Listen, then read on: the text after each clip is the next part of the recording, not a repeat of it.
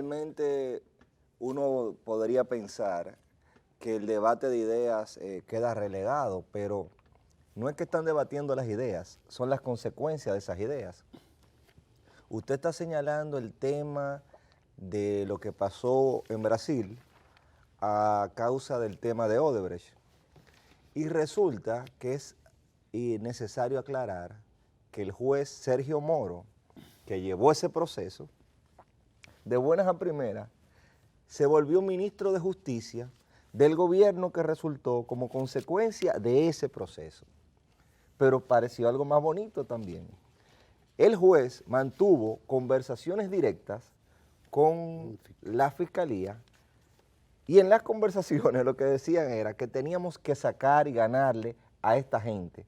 y manifestó abiertamente el contenido político de ese proceso, político partidario.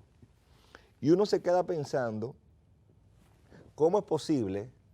que en pleno siglo XXI el discurso que había avanzado hacia un modelo inclusivo, había avanzado hacia un modelo en el que se consideraban las garantías fundamentales,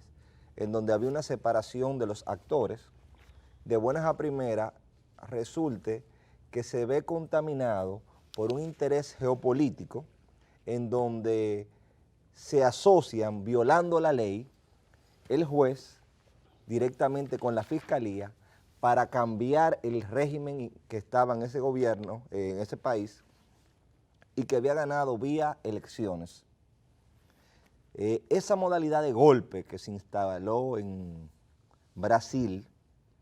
es peligrosa no solamente porque es un golpe blando, un golpe dado indirectamente, sino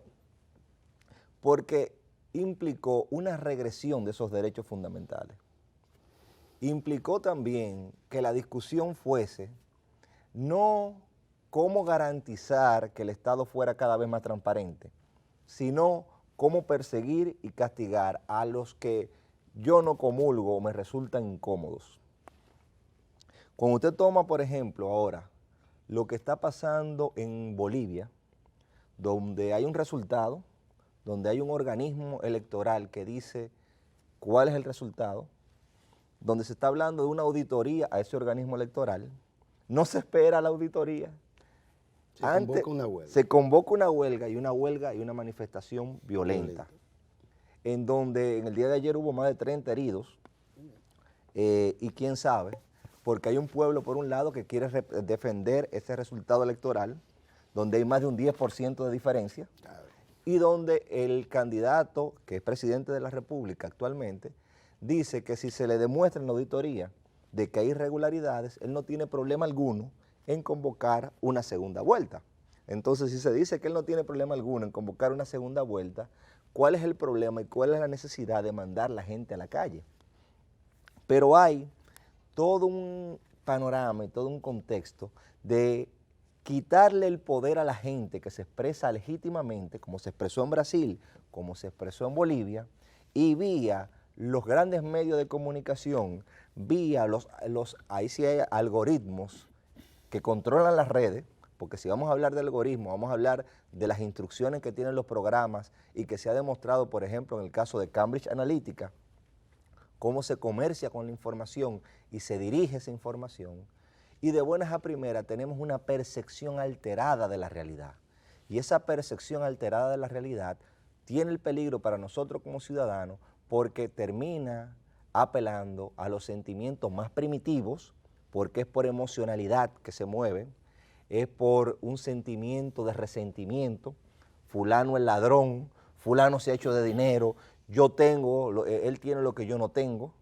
Entonces comienzan a llamar esas pasiones primitivas, comienzan a poner ese elemento de lucha de clase y de resentimiento y surge un discurso autoritario. Ese discurso autoritario uno pensaría que en pleno siglo XXI iba a quedar completamente descartado, pero ese discurso autoritario usted se lo encuentra en Brasil, a propósito del señor Bolsonaro, autoritariamente diciendo que eso era de la selva del Amazonas, era demasiada tierra para poca gente. Usted se lo encuentra en Ecuador después de una revolución ciudadana. usted se lo encuentra en el mismo Estados Unidos, después de un gobierno con libertades como el de Barack Obama, se encuentra con una regresión en esas libertades y un pueblo ahora mismo dispuesto a defender las libertades que se han consagrado en materia de derechos civiles y políticos, en materia de derechos sexuales y reproductivos, en el caso de Estados Unidos, y cómo hay todo un debate para no volver a la regresividad de derechos. En República Dominicana, el panorama parece ser más complejo, pero no lo es el mismo guión. Lo que pasa que las condiciones en República Dominicana y la fortaleza institucional de una creación que ha tenido el profesor Juan Bosch, que es el PLD, no es lo mismo. El PLD tenía una estructura institucional que pese a que se va el presidente de esa estructura, 3 veces presidente de la República, resulta que sigue igual de fortalecida y ayer la atención de todo el mundo era en quiénes son los miembros del comité político. Sin embargo, yo no he visto a nadie diciéndome ni teniendo atención en quiénes son los miembros del comité político de la Fuerza del Pueblo, del PTD, porque uno no sabe si es PTD, porque todavía no se acepta, o si es la Fuerza del Pueblo. Nadie sabe quiénes son los miembros de ese organismo, ni siquiera han puesto atención. Se sabe que mucha gente se está yendo, pero cuando usted se pone a ver la gente que se está yendo, usted tiene que acordarse de José Candelario Tres Patines, que cuando venía con la cuenta de mamita, le hacía la misma cuenta 3 veces. Yo veo, renuncian tantos miembros del comité central y después renuncian tantos diputados, y cuando usted se pone a ver, son los mismos. La misma persona que es miembro del comité central también es diputado y me sale que está renunciando. Porque al final es eso, es esa cuenta de Tres Patines para querer presentar que tienen una fuerza que no tienen, cuando la realidad es que República Dominicana, a diferencia de ese contexto que he mencionado, tiene la siguiente característica: una economía en crecimiento, una estabilidad y un alto atractivo para la inversión extranjera. A pesar de lo del turismo, a pesar de la campaña que se hizo, que ya el FBI aclaró que todas las muertes fueron por causas naturales, a pesar de todo eso, Punta Cana, cuando usted sale de aquí, sigue siendo el lugar que la gente le refiere de República Dominicana. Y se lo refiere como un paraíso de ensueño. República Dominicana sigue siendo un lugar atractivo para las inversiones en zona franca.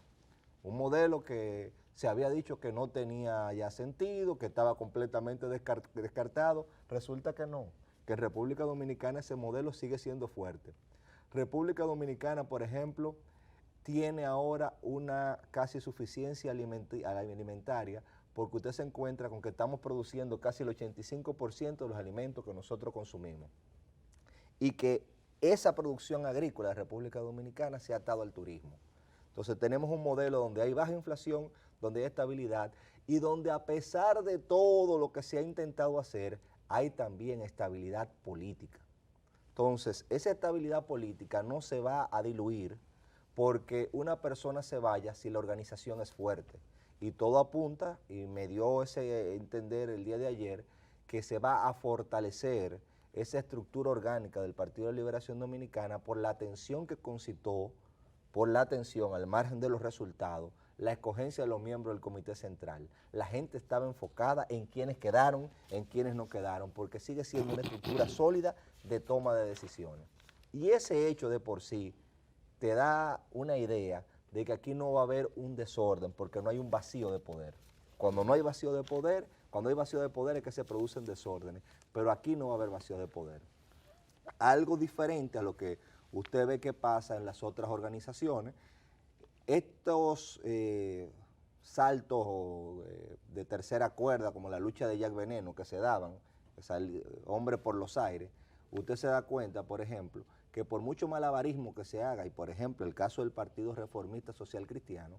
yo tengo amigos en esa organización, uno de ellos, de la Universidad Autónoma de Santo Domingo, fue mi compañero en una competencia de derechos humanos, Nayib Chaede, siempre tuvo un discurso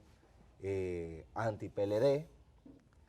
hizo carrera por 30 años en esa organización, su papá había sido un gran dirigente social cristiano y cuando se hace la fusión del Partido Reformista con los social cristianos, él se va.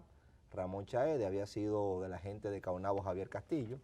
Nayib, en esa tradición formado como social cristiano o demócrata cristiano, hizo carrera en esa organización, invirtió dinero queriendo ser candidato a diputado